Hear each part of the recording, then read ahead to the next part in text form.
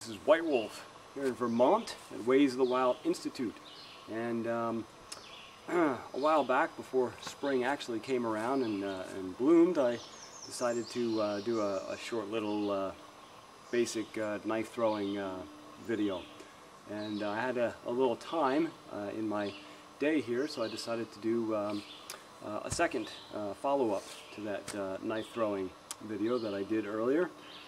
And this one I just basically want to show you another method of knife throwing. Okay, before I showed you more of the centering, the alignment, mind-body act of knife throwing. And this one that I'm going to show is more of a sport, more action kind of workout oriented knife throwing. And before, I was showing you how to throw the knife using alignment with the center of the body, holding the blade of the knife, not the handle. Okay? And that one was a nice follow down through the center spin. But this one that I'm going to show you actually utilizes your handle for the throw and not the blade. Okay? So let's move into that, and I'll show you how to kind of get started with this, and how you can begin to practice at home. Some basic techniques that you can utilize to get your skills up there, so that you can move on with your knife throwing and get into longer distance and higher speeds and different positioning as well. Start off with the utilizing the same board setup as I had before. Okay, I'm just using a 2x6.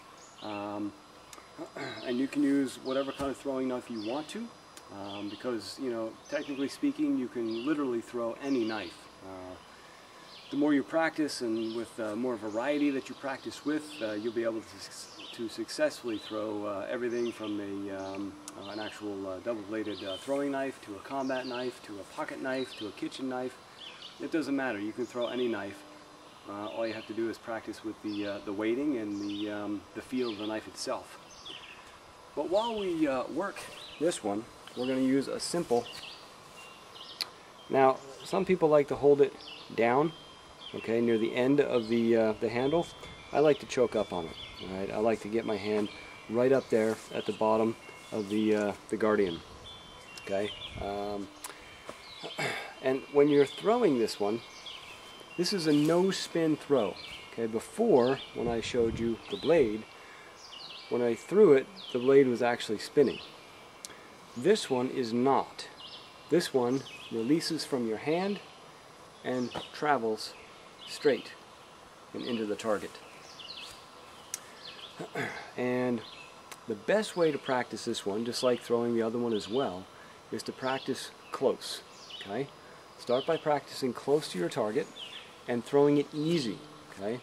Don't throw it really hard at first when you're just starting out with this, because that knife, if it doesn't hit point first and it hits some other way, that knife will bounce back to you. Okay? And yeah, you could end up getting yourself cut from trying to throw the knife. So be aware of that. Don't try to really throw that thing until you are good at it. Once you're good at it, then you can throw it at whatever speed you want to. But to actually throw this knife, you're keeping a full grip on it, choking it up, and you are throwing. It's an overhand throw, okay, more of a sport throw. It's not a center alignment throw that I showed you before. It is actual throwing it, okay? You're throwing that knife, you're throwing it straight through, and you are releasing that blade high, okay? The release is key on this one, and you're going to have to play with that depending on your distance, okay? So my target's over here. If I'm here, I have to know when to release it, whether to release it when the blade is at this angle or to release it when the blade is at this angle, to be able to get it to stick in my target. So how you release it is very important. Okay, again, it is the timing of your release on the no-spin knife throw that you're going to have to master. You're going to have to get that down, because the timing of the release will make or break your throw. All right? If I throw this and release it at the proper timing for the distance I'm at right now, notice the knife itself goes straight in to the target. See? It's not angled up or angled down. What that means is that that knife was released at the proper time of the throw.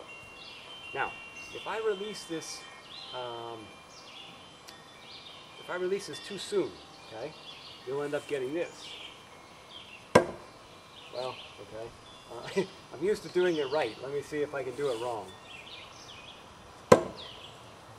That's not going to work. Okay, there we go.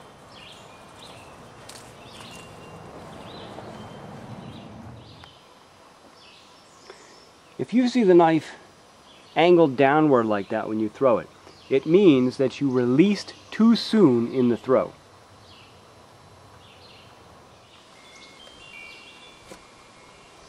Now, if you release too late in the throw, see if I can do it, you'll miss the target. No. Well, you can miss the target, but I'm not used to doing this wrong. Let me see if I can get a too late release here.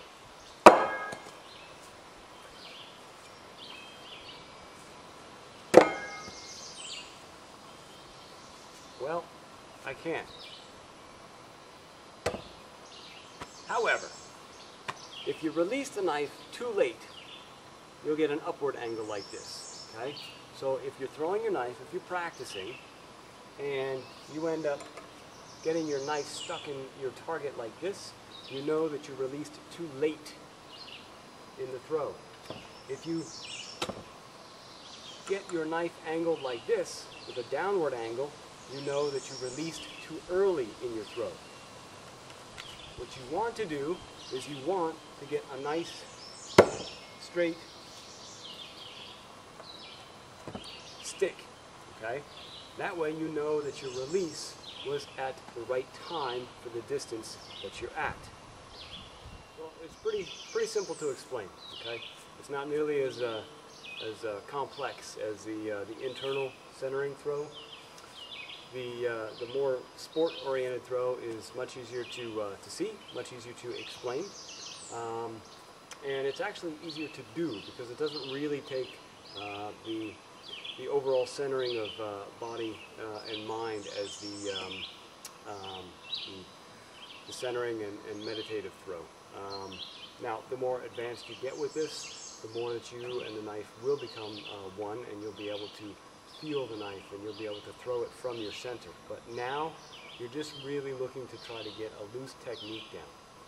And remember, choke up. You want to get your technique down, okay? And again, choke up on the blade, and this is a follow through, okay? You're throwing it. And yeah, later on you can throw it side hand if you want to, but for right now, just try to get it down throwing it overhand. Don't throw it too hard, like I said, because if the knife does hit the wrong way, it will bounce back towards you.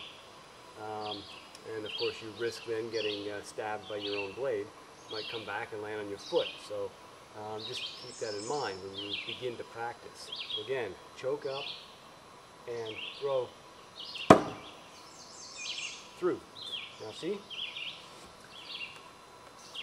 If this is angled down like this, what does that mean? That means I released what? Too soon or too late? Too late.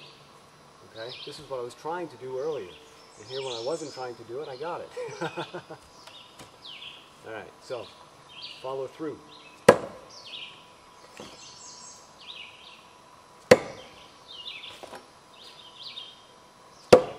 And again, don't stand too far away when you're first starting, okay?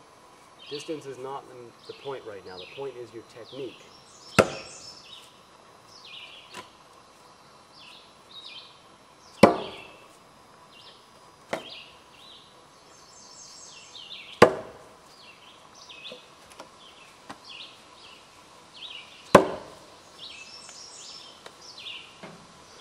Just practice throwing it over and over and over again.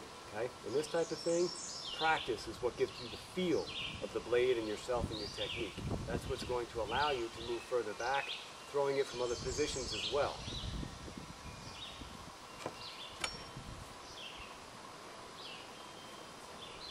For quite a while at a nice close distance, and you're throwing it easy, you're throwing it mild, then what you can do is pick up your throwing impact a little bit more, your speed, okay? Because the speed at which you throw it and how much of your energy you throw into the knife is going to depend on the impact force. Also the weight of the knife. If you have a very lightweight blade, okay, you're going to have to throw it harder to get it to impact with a greater force. If you have a heavier knife, if you have a heavier blade, you can throw it at a lighter speed to get just the same amount of impact as you do with a lighter knife, throwing it at a harder speed. Okay?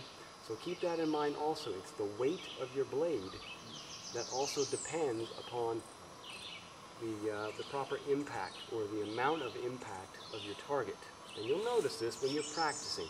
You know, you're practicing on wood. Okay? Wood is very hard.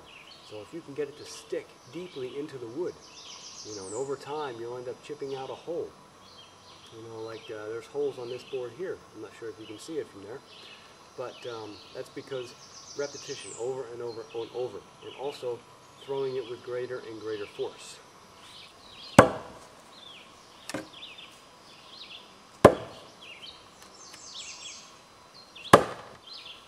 Now in the beginning, when you're practicing, like I said, repetition is good, okay? In the beginning, get yourself into some kind of a pattern, okay? You know, get yourself a short distance away from your target, okay? 6 feet's good. And once you're about 6 feet away, throw it over and over and over and over, okay? Nice quick repetitions. This is how you can actually build your accuracy, feel it as it's going through, and get your click, your whole body knife click together.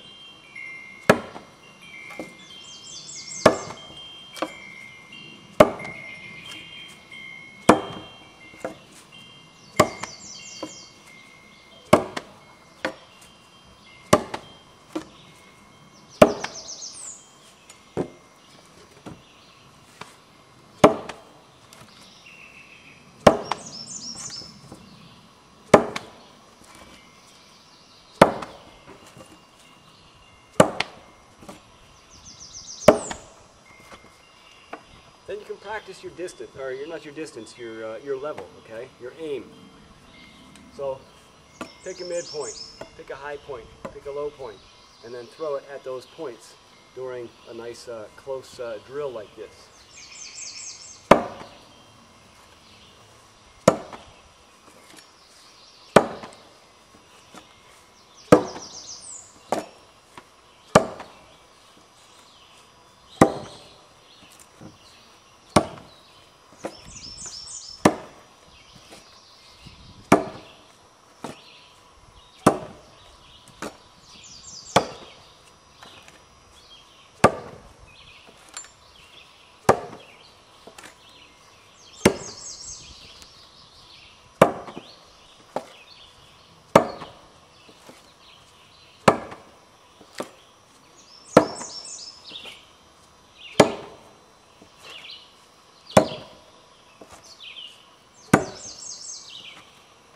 So vary it, okay?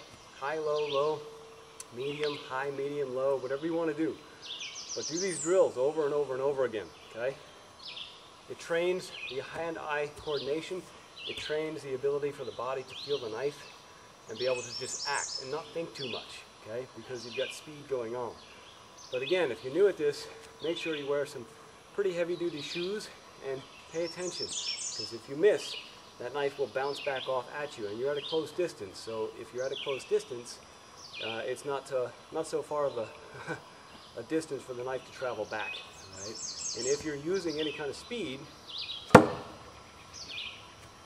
that force, if you miss, can really send a spring going back at you. So again, safety, safety, safety. Use your brain, think about this. This is a sharp blade you're throwing.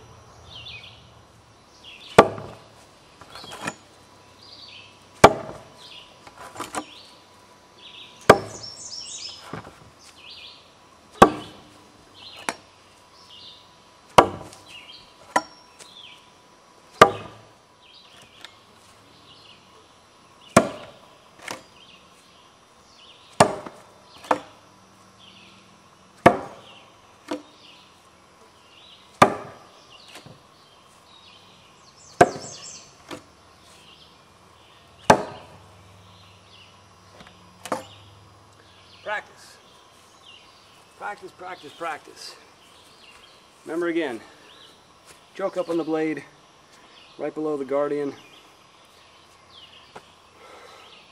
Overhand throw, sport throw, okay? And follow through with it, okay? Get your timing down, get your release positioning down for your distance. Get your amount of force down that you need. And practice, and just be careful, okay? Maybe I'll be back with another one of these videos, show a little bit more dynamic action with knife throwing. But for now, practice these basics. Thanks for watching. This is White Wolf here in Vermont.